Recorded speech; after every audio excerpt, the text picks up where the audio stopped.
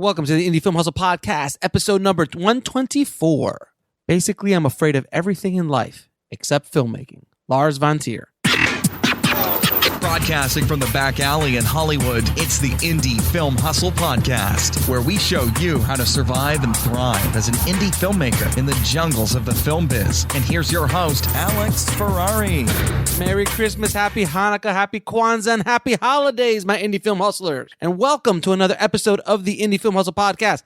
I am your cheerful host, Alex Ferrari. Now, today's show is sponsored by VideoBlocks. Now, VideoBlocks is a subscription-based stock media company that gives you unlimited access to premium stock footage everyone could afford. If you're looking for like extra exterior shots or things that you might want to incorporate into any of your projects, whether that be a narrative, documentary, music videos, commercials, these guys got you covered. They've got unlimited daily downloads from a library of over 115,000 HD video clips, as well as a huge selection of After Effects templates for like opening credits, motion graphics titles, company logos, as well as motion backgrounds as well. It's pretty amazing. And on average, subscribers pay less than $1 per download in a course of a year. And the content does not get stale. They're constantly adding new content to the library every month. So it keeps it very, very fresh, and you always have something new to look forward to. And everything you download is 100% royalty free. Even if your subscription is canceled, you have unrestricted usage rights for anything you want to do, including personal projects and commercial projects. And you keep whatever you download and maintain the usage rights forever. Now, VideoBlocks is offering The Tribe a yearly subscription for $99. That's $50 off the usual price tag, just for you guys, just for The Tribe. That's less than $10 a month. So to get this deal, just head over to videoblocks.com/hustle. That's VideoBlocks, VIDEO blocks.com/hustle for this exclusive offer.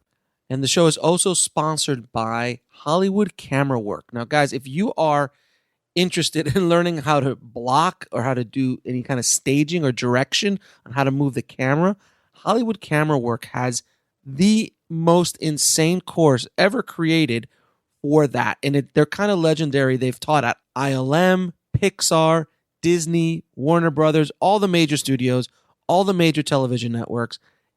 They're crazy, and it's really, really amazing. And they also just came out with seriously, and I've taken this course, the directing actors and how to direct actors course. It is the most insane thing you have ever seen in your life.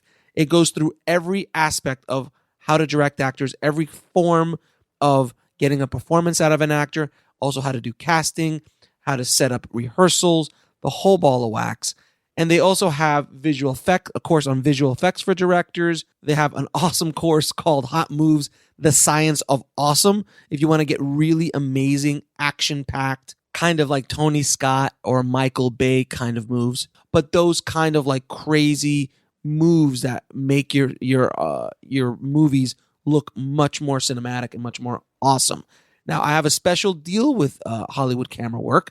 You can get 30% off all courses, all apps, everything they have to offer by using the code HUSTLE. So go to indiefilmhustle.com/Hollywood Camera. That's indiefilmhustle.com/Hollywood Camera and use the coupon code HUSTLE to take advantage of this insane offer. So guys, today is our Christmas episode of the Indie Film Hustle Podcast. I'll probably just be doing a flashback for the rest of the week, probably towards the end of the week, because I'm going to take a little bit of time off, just a little bit of time. Don't worry, I'll be back. But yeah, I'm going to probably do one more episode before the year's out, maybe a New Year's Eve special, so a little special surprise I got for you guys on New Year's Eve. But this is the last one of this week, so soak it up, people, because I'm going to take a little vacation with my family and relax. And when I say relax, really, I'm working a lot, but I am going to take a little time off to enjoy the holidays, as I expect all of you to do as well. Now, guys, I've got extremely exciting news, which I can't share with you yet because I am bound by paperwork that I can't tell you, but I have huge news about This Is Meg, and I will be able to tell you about that news after the new year. But for right now, just know that Meg is loved and she will be seen soon. I am also currently working on my next movie, which you guys will be hearing about after the new year. Last year, I said I was going to make one movie on my New Year's Eve or New Year's Day episode, and hell, I made one. It's pretty amazing. And this year, I'm going to try to do two. I know it's nuts. I'm going to at least one for sure, and then maybe start a second one towards the end of the year. I'll let you guys know how that works out, but that will be my early New Year's resolution because I'm crazy and that's just how the way I roll. But I am excited to talk to you guys about the new project I'm going to be working on. It's something that I think a lot of the filmmakers out there will really appreciate. So more on that in the coming months. Now, we are here today to ask a question that a lot of filmmakers don't want to ask because it's a scary question, but I'm here to help. I'm here for you guys to ask this question and really be honest with yourself as filmmakers, as artists, as business people, as entrepreneurs, because that's what you guys are. You're entrepreneurs, you're businessmen and women, and filmmakers. You're artists and business people, and that's how you have to look at this. If you don't, you're dead. And I've told that many times on this podcast. But the question is, what is your film worth?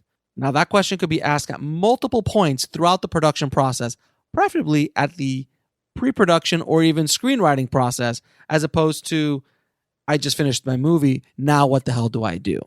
You know, this is a question that many filmmakers don't want to ask because it might stop the magic ride of making their movie because they've been trying to make it for so long.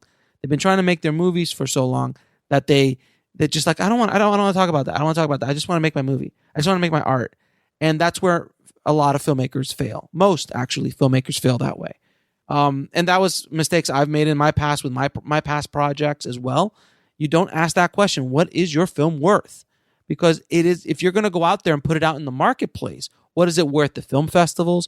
What is it worth to distributors? What is it worth to the audience that you're trying to sell this movie to? Now, if you're making art films and you don't care about making money, that's a different story.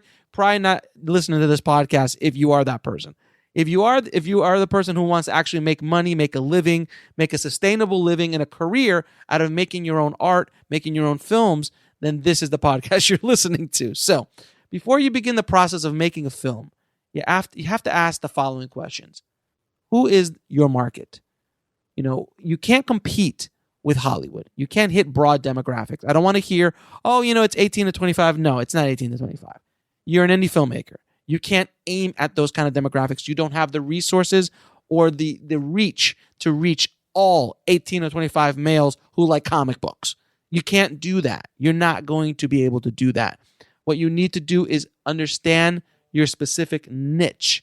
You have to understand where and who your audience is. Who are you going to market this to prior to ever shooting a frame? You have to understand this.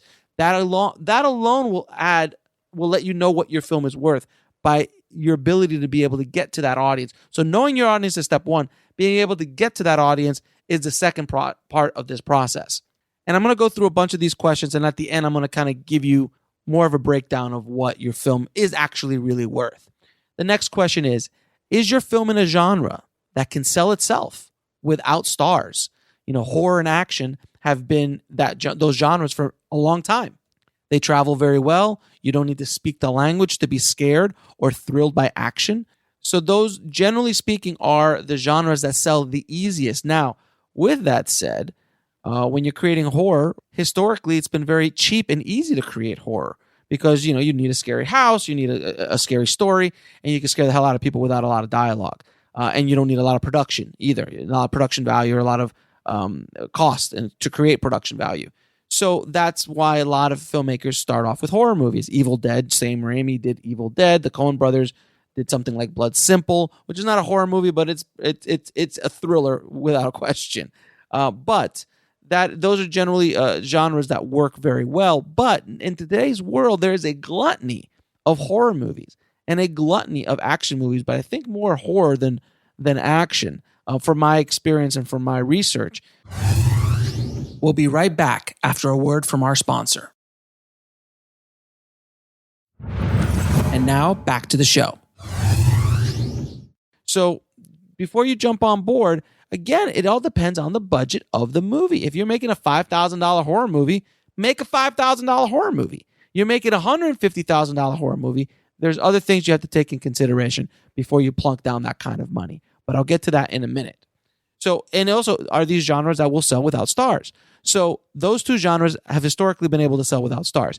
A period drama without any major stars in it is, you're just not going to sell. It's going to be very, very difficult to sell. So dramas, comedies don't really work really well overseas. So understand that you've pretty much cut out the rest of the planet if you're going to do a comedy. Understand who your audience is and who your demographic is. So, family movies do very well domestically because there's not a tremendous amount of family movies. Faith-based movies do extremely well because there's not a gluttony of those kind of movies. And there's a big audience and a niche of people who want to get that kind of content. But you have to ask that question. Is this something that's going to sell without stars? Because with stars, you put Will Smith in a movie. Look what happened this past weekend with Collateral Beauty. Amazing cast. Made $7 million. $7 million. An insane cast. But the audience just was not buying it. They didn't want it. So cast doesn't automatically mean something. It means like you put Will in a action-packed movie or a big tentpole movie, he'll probably do a lot better than the Oscar bait that he's been doing recently, which has not been working out for him. And I love Will a lot. I think he's a very talented actor, and he's done some amazing films. But just to point out that stars don't always mean everything. But in the indie world, it definitely means a lot. Even if you had Will Smith in your little indie drama, guess what? And you made that movie for $1 million, you're going to make your money back purely on his star power. So understand the genre you're in and ask yourself, does it sell with or without stars? Now, do your actors have any market value overseas or even domestically? Because you have to ask the question as well. A lot of times you'll hire actors that you think have a market value and it's going to be able to help you sell your movie. But in the reality, it isn't. There's an actor, who'll remain nameless, but if you guys have been listening to the show, you know who I'm talking about, who's been in a lot of movies, and he does probably about 15, 20 million, 20 million, but 15 or 20 features, if not more, a year. So he has pretty much diluted his brand to the point where he once was worth something domestically and overseas, but now because there's so much product of him, I go to a friend of mine goes to a distributor, is like, oh man, I can't use that guy. I've got 3 other features with that guy. It doesn't really mean anything anymore. So you got to be careful with that. Understand what your market value is for the stars that you have. Sometimes TV actors who have not done a lot of theatrical work or film work, feature film work, have huge followings overseas or huge followings, period.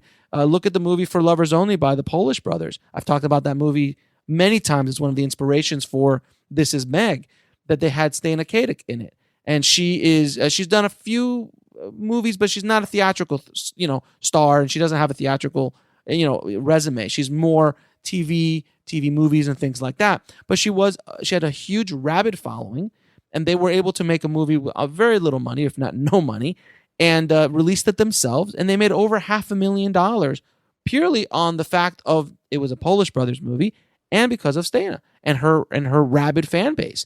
So again, you have to ask yourself those questions, like what kind of market value does your stars have? And do they have any kind of market value overseas or online? The new world is not just television and features, but also YouTube influencers, people online that have huge audiences that you can sell to, and so on. You just have to understand who you're putting in your movie and what kind of value they bring to the movie other than their talent. But these are questions you have to ask.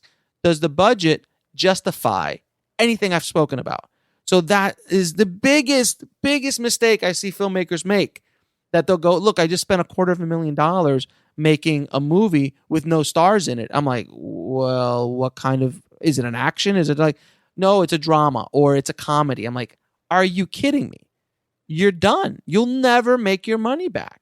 You'll never, ever, ever, ever, ever make your money back in today's market. It's not going to happen.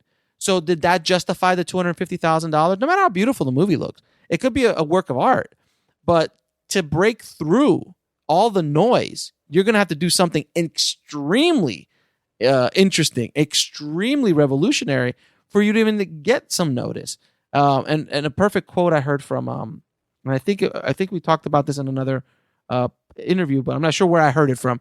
But the quote from Quentin Tarantino is like, independent films are like waves on the shore. They just keep coming and coming and coming, and no one really pays attention. Well, Quentin says, like, you don't want to be one of those waves. You want to blow up the beach. And that's what you want to do with your film. You have to do something so out there, so unique that you get noticed. And that is one of the key things that you would have to do to justify a $250,000 film with no stars in it as a comedy or as a drama of some sort or a thriller. It doesn't justify that budget. You have to figure out what that justifies. So what does a drama that has no stars justify? In today's world, it all depends. If you have an audience, if you have a niche, if you have an audience you can sell to, it could be one budget. If you've got 5 or 6 million followers and you've sold to them before, and you can make easily $1 million, and that's not out of reach, then you could justify $500,000 budget easily, without question. If you could justify a $700,000 budget. If you really feel comfortable that $1 million is something that you can get. So that's where the justification for a budget comes in. So if you have no stars and you want to make a little indie drama, well, then make the movie for $5,000. Make it for 10 or 15 grand. Because if you don't make your money back, it's not going to kill you. I wouldn't go more than 50 grand on a project like that. And even then, I think it'd be a little too much. It depends on there's a lot of variables to it. It depends on the director. It depends on who's involved. Depends on the stars, all that kind of stuff. But let's say no stars, first time director making their first drama, man, you should make your movie for 10 or 15 grand, 20 grand, and that's it. Don't try to make something huge right out the gate. It's going to be very tough to recoup that money. And what people in this business like and investors like is someone who can make their money back and someone who can make them a profit and someone who can make successful film after successful film. So if you make a $5,000 movie and you sold it for $10,000, well, hell, you just doubled your money. So the next movie you make for $10,000, you sell for maybe $25,000. Holy cow. Now the next movie you make for $25,000, you sell it for $75,000, and so on and so on and so on until you start feeling and justifying these budgets going up, up, and up. A lot of times filmmakers just don't understand that, and they'll just go and grab the biggest budget they can because they can. I know a lot of filmmakers that I know right now that are making movies for $1 million, with no stars in it. I'm like, you're never going to make that money back, or $2 million. You're never going to make your money back. And sometimes that might be the end game, by the way. I know that sounds crazy. Sometimes it's a tax write-off for the investor, and they just want to have the experience of making a movie and being a producer on the movie. I wish I knew these people because I wouldn't be making movies all the time. So if anyone's out there who really doesn't want to make any money with their movie, with movie investing, please email me at ifhsubmissions@gmail.com. I'm more than happy to work with you on a project. It's going to be wonderful. We're going to have a great time. And if you give me $1 million, I'm going to make probably about 10 or 15 movies with that. But if you're really serious, you want to make $1 million movie, and that's just a deal breaker, well, I'll do it if you want me to. If there's no reason for us not to make our money back. I'm laughing, guys, because it does happen, but it's rare. But if there's anybody out there, please email me. Another thing that will answer that question, that what is your film worth, is what is your distribution plan? A lot of people say, oh, I'm going to submit to Sundance and that's my distribution plan. You're an idiot. You don't do that. You have to actually think about how you're going to sell this movie. Have you spoken to the distributor before you made this movie to see what they're looking for? You know how many smart filmmakers have done that? That they actually go to a distributor. They go, hey, I'm thinking about making a movie. I've got $100,000. Who do I need to put in this movie to sell it? And will you buy it? Or would you know somebody who would? And all of a sudden, like, well, this actor has this value. If you get this actor, and this actor, I can pre-sell it overseas like that, or I can pre-sell it domestically like that, purely on the power of the actors, regardless if the movie is good or not. This is the business of the film business, guys. So again, depending on what your goals are, you should talk to a distributor. My goals with This Is Meg were very specific. So I never spoke to a distributor. I know who my market is for This Is Meg. I know how I'm going to sell it. I know what kind of distribution plan I am creating for it. And it's, and if other things come into play, great. If they don't, I've got a plan. And that's one thing you guys have to have is a plan. Please think about this. These are so important, these questions, guys. We'll be right back after a word from our sponsor. And now back to the show. Now, some people's films on the surface seem like they have no chance of making their money back. Like there's just no way. So like a perfect example I'm going to use is Range 15, a film called Range 15. I'll put a link on it in the show notes at indiefilmhustle.com/124. Range 15, they raised about $1 million in a Kickstarter campaign that they did for their film. It's a zombie action movie with some stars in it now, the stars being William Shatner, Sean Astin, and I don't know if it's, I think Danny Trejo, I'm not sure. But those were the guys that they were able to get, but they were able to afford those guys purely because of their budget. But they are a very specific example, and I'm really trying to get the filmmakers on the show because their story is amazing. But those guys had an audience. They own a apparel company that is military owned, and it's aimed at military, fire department, police people, that kind of audience. And they've been making YouTube videos and all this kind of stuff. And they said, hey, let's go make a movie.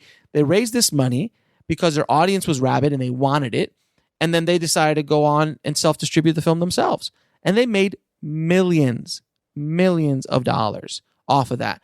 On the surface, you show me a movie that you have William Shatner, Sean Astin, and Danny Trejo, and it cost $1 million, and it's an action zombie movie with no other stars. These guys make basically cameos. So there's no other major stars in the main cast. I would say there's no way in hell that they'll make their money back. It's just they've lost their money. But because they understood their audience and that they could sell to their audience, they justified that budget without a problem. So that was so smart and so key to their success. Another example I'm going to use is one of my mentors, and one of the reasons why I started this podcast was Pat Flynn over at smartpassiveincome.com. Pat released a book of his. He wrote a book, and he has a huge audience. I mean, he's a massive audience. The man makes obscene amounts of money every month, and he has a very, very big podcast following. He's one of the major podcasts in the business and internet marketing category. And he went out to a bunch of distributors and they said, hey, we want to give you, want to release a book by you. Because, of course, book distributors are no different than film distributors. They're like, oh, you have an audience. Great. It'll be easy to sell to them. We'll take it for you. We'll take it from here now. And then he's like, well, wait a minute. Why am I going to give you, I have access to my audience. I talk to my audience. Why in God's green earth would I give you 60% or 50% of my income from this book? So he decided to self-distribute it, self-release it, and you can go to his website and you can actually see how much money he's made over the months from his launch. He's made tens of thousands of dollars. I think he's already broken over $100,000 for a book that he wrote himself. He created the audiobook version, he created the printed version, and he created the Kindle version. And he did the whole thing by himself and released it by himself. But he knew his audience, and he knew that he could make more money selling to his audience than he could if he went through a distribution company. So the question that we're here to answer, guys, is what is your film worth? So before you go down the path of making a film and spending a year or two, putting it all together, raising the money, all this kind of stuff, you have to be honest with yourselves, guys. And anytime you think you like, oh, you know what, it's $500,000, it's really probably $200,000. Even if you could justify $500,000, just always go lower. Make your movie for as low of a budget as humanly possible while maintaining the production value and quality that you want. But you got to do it really low, guys, because every dollar that you make it less for it is less money that you're going to have to pay back. So if you made a movie for $700,000, but if you could actually make it for $500,000, that's $200,000 in your pocket once the movie makes $700,000 or $800,000 or $1 million. That's all extra money in your pocket, guys. So do your first few movies really low budget and start experimenting. Make a movie like Mark Duplass says. Make a movie for $1,000. and when you're with your friends, and then the next time, and when you're done making that $1,000 movie, put it out in the festivals, put it up on Amazon Video Direct, and start selling it. You can sell it right now. You can put your movie right now on Amazon Video Direct, and you have it on the biggest marketplace in the world, and then you can drive everybody there, and they can buy it, rent it, or see it for free with Prime, and you get advertising revenue as well. There's multiple ways you can make money with it, and there's many other ways, and I've talked about podcasts on how you multiple revenue streams that you can make for your movies as well. But make it for $1,000. When I made my first short film, I made it for $8,000 broken, and we were able to generate over $90,000 selling DVDs. Why? Because I knew my market, and even if I didn't make money on it, I knew that $8,000 wasn't going to kill me. It was money out of my pocket. I wasn't have to pay it back. Just do your budgets as low as possible, but you have to ask the question: what is your film worth? And if you have certain cast involved, if you have certain genres involved, and you have certain distribution plans involved or in place, you can justify a higher budget. But always err on the lower side. And I'll leave you guys with one story about Robert Rodriguez. Robert, as you know, is very well known for making his movies very affordably. And when he made his first movie, Spy Kids, his first family film, Spy Kids, that movie made like $140 million domestically, something like that. And he made it for $22 million. In the world of studio movies, $22 million is nothing. Now, this is a while ago. So when they went to go do the sequel, they're like, oh, we want to give you a whole bunch more. And he's like, nope, I don't want it anymore. I want to do it for another $22 million. I'm good. That's an amazing amount of restraint. And the man is extremely smart because he's like, you know what? I'm going to make it for this money. And I know I can make it for this money. Why am I going to put myself at more risk getting another 20 million, another 40 million into it? Because it justified it. Because he made 140 in the first one. So the studios were like, well, if we give him 60 this time, he might be able to make $200 million. But Robert understood that. He's like, you know what? I'll make another kick-ass movie for, give me the 22 million. I'm good. And they did. And that movie made 80 million. Now, mind you, 80 million is still a good amount, but it wasn't as much as before. And if he would have made it for 60 million, it wouldn't have been as big of a hit as it was. So then when they made the third movie, they made it for about the same money, and that one made another $100 and some million. But my point is that he had the discipline at that level to say, no, I don't want any more money. I can make it for this because that's what's going to make you successful. We just had on the show Joshua Caldwell, who made his first movie for $6,000. And, he still has not made his money back on it. And he knew what he was doing. It was a drama, about French-speaking drama, shot entirely in Los Angeles.